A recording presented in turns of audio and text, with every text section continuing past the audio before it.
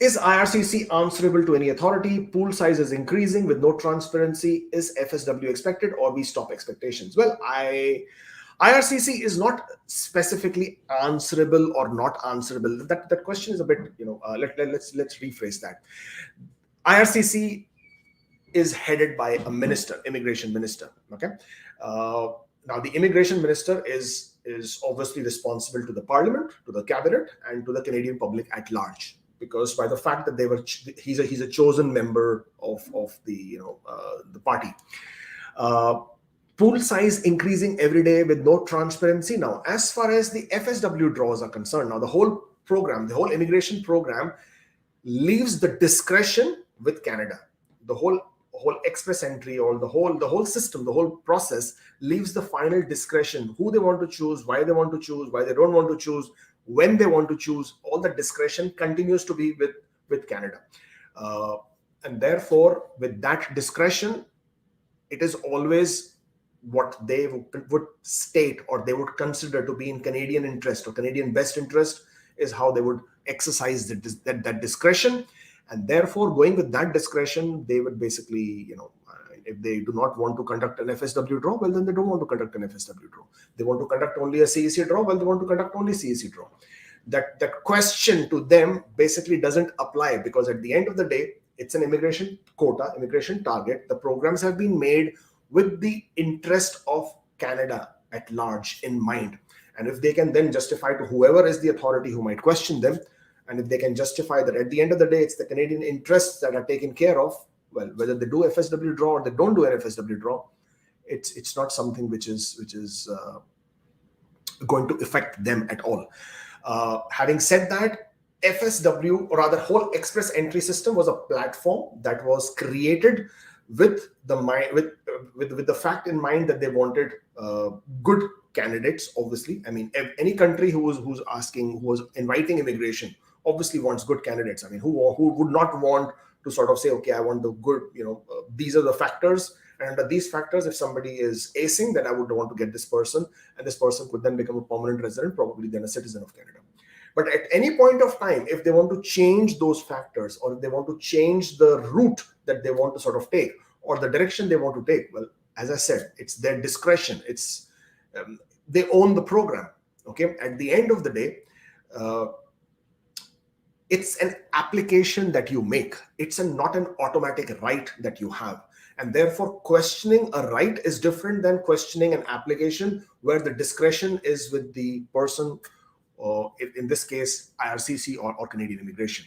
And if they have the discretion to accept your application, reject your application, not process it, throw it out of the window, process it sooner, faster, then basically you can only request for it. You cannot, you see, just like, for example, there is no appeal process for your express entry application. If your application is refused, it's refused. There is no appeal. You can challenge the decision in the federal court, but you cannot appeal for the decision. Similarly, there is no appeal in any of the application processes when it comes to the temporary residence, work permits, visit visas, etc. You can challenge the decision based on the fact that it was not taken, the decision was not taken as per the law or the facts or the or in the greater good of the Canadian public. Okay. Now, all that I'm saying is telling you that they can do what they want to do at this point of time. They are only answerable to the Canadian public, Canadian citizens, Canadian residents, for the fact of taking care of the Canadian benefit by at large. As far as no transparency is concerned, that is the most horrible thing at this point of time, because the least they can do is be transparent. If not transparent, at least communicate. If they want to conduct the draws, say that out. If you don't want to conduct the draw, that's fine. Come out and say that you don't want to conduct the draws. If you want to conduct the draws next year, fine. Come out and say so. I think it's the lack of communication more than the transparency, which is a big issue. As far as the transparency is concerned, there are several things that are being done at this point of time. They did quote $750 million in technological advancements within the system, within the process. The GCMS systems that they use right now for making the case notes, that is also going to go away. That is going to be phasing out. A new system is probably going to come into play. and which should give a better transparency to the person. For example, you are the applicant, you should have a better transparency to see what is exactly going on with your application, what stage it has been reached, and also to have a better understanding if your application has been refused. From next year onwards, GCMS notes are going to go away. So you will not need to apply for GCMS notes at all, because you should be able to get a better understanding of why the application is refused. So what I've said is it's a lot of different things, but to answer your question, they are answerable. Yes, the immigration minister is answerable to the parliament and to the Canadian public at large. But is he answerable as to why he's not conducting FSW draws? No, he's not answerable. Is he answerable as to why he's not meeting the immigration quotas? Yes, he is answerable. But to say why a particular stream they are choosing not to conduct draws with, they are not answerable, unfortunately. I mean, as much as harsh as it may sound, it is the way it is. Ramakrishna, thank you for the super chat. What are the new changes? We already just said the new changes would be published when they would be published. The only other change which has already been published, to be very honest, and we haven't actually, we did a video about that, and if you haven't seen it, you should, and that is about the NOC codes. The NOC codes are definitely going to be changed. They already have been announced. So instead of NOC 0 A B C D, it will be tier 0 1 2 3 4 5. Okay, so instead of having five different classifications, you would have 6 different classifications. By and large, it is not going to affect most of the NOC codes. Who is going to get affected is the NOC B. The NOC B is further segregated into tier level 2 and tier level 3. But how are these tier levels going to be treated in express entry? That is something which we have to wait and see, because we could sort of think it will affect negatively when it might not. So at this point of time, we will have to simply wait till actual announcements are published before we could start figuring out what to do about it. Do visitor visa refusal have any impact on express entry profile or PNP? No, it does not have any effect whatsoever. Visitor visa refusals are again, it depends. Why was the visitor visa refused? If the visitor visa was refused that you will not return back, you don't have enough funds, you do not have any purpose of travel, that has no impact for PR application. I will explain to you the reason why. And if the visitor visa was refused because of security reasons, criminality reasons, then definitely it will affect your PR application. Now, the reason why it does not affect, when you make a visitor visa application, it is for temporary residence, and everything is being assessed around the fact that you will leave Canada and go away within the legal period of your stay. The application for permanent residence is very clear that you don't want to leave and go away. You want to stay in Canada. You want to be a permanent resident. Okay, so the whole purpose of each application is different, and therefore your application having been refused for visit visa will not have any impact on your application for permanent residence. But if you've had an application for permanent residence refused and now you apply for a visit visa, then that visit visa application will also have an impact, because you already expressed intention to reside in Canada permanently. Now you're making a visit visa application, so the assessment has to be done in that accordance. What are my chances with 471 CRS applied in Feb 2021? I do not know what you mean by applied, because if you have applied, then what are we talking about in chances? I mean, you would definitely get a decision outcome of your application at some point of time. But if you are asking me about the fact that you have created your express entry profile and you are looking to ask what are the chances for 471, then let's take a look at this. So this is your, let me sort of scroll this down, remove this out, and let's take a look at the pool breakdown. Pool breakdowns are always very interesting. It sort of gives you a good indication of what's going on there, right? Now, this is the pool breakdown. This was the pool breakdown on the September 27th. And what does this tell you?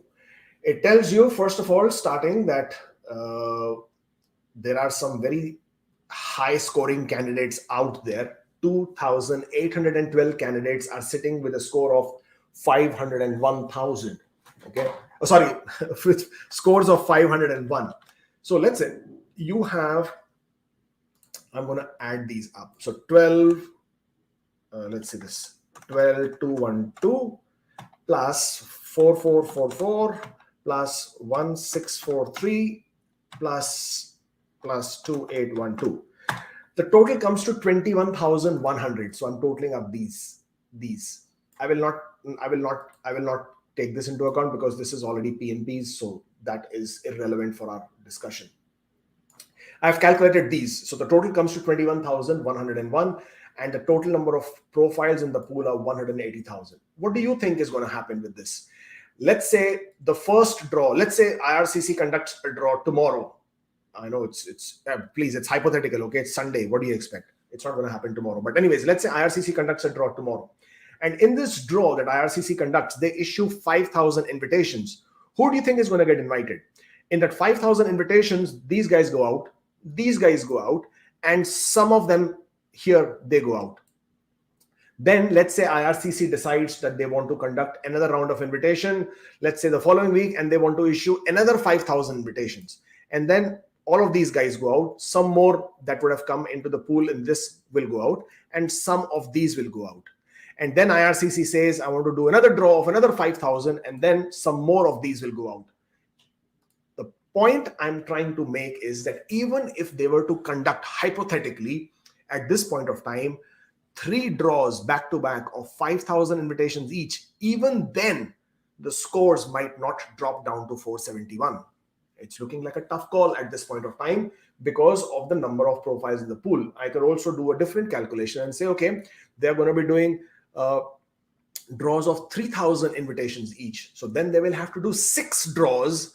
And even then, with 6 draws, because that would only make it 18,000, they would still not come to the score of 471. What do you think is going to happen? I mean, I guess that sort of, tells you how the pool is looking at this point of time and what the chances are at this point of time. So you should make your judgment call accordingly. I find it I find it to be an uphill task for 470s or early 470s or low 470s at this point of time, primarily only because of the way the pool breakdown is and the way the pool is laid out. There are just too many profiles in the pool, and the scores are, and the pool breakdown above the score of 471 above is just too high. And because they haven't been conducting draws, that pool has not cleared out. And because it hasn't cleared out, well, until they do, I do not know how many invitations they will conduct until Feb 2021, or sorry, Feb 2022. I think that's what you meant.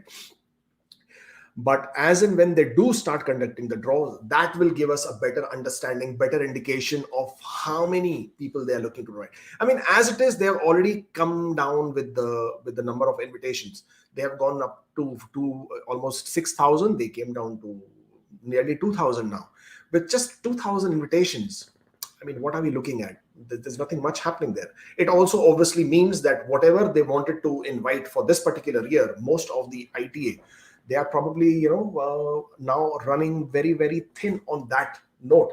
And that also looks a bit challenging and difficult when we come to the all program draws, because if they will issue only 2,000 invitations in the all program draw, the scores are not even going to come below 500. Okay. Because as of right now, we have 2,800 above 500. So if they will issue, let's say, first draw of only 2,000, it doesn't help anybody, or rather most of the people, it doesn't help them. So we just obviously have to keep our fingers crossed and hope and wait till they finally start resuming the all program draws. And from there on, then we can have a better understanding of which way they are planning to go. If you wish to book an appointment with me, please, by all means do. This is the link. You are welcome to join. You're welcome to book an appointment, and then we can chat about your individual case application one-on-one. I am, after all, ICCRC immigration consultant. If you are not following on Instagram, then you definitely should. We keep posting a lot of these reels, which are like 1-minute short videos, which give you a lot of information, understanding of what's happening out there. And definitely, please do subscribe to the channel. That is always good to see the numbers going up. And at the same time, you get a notification if we are posting any new videos or new content. Thank you so much for joining in. That's all from me today. I will see you next time. Take care.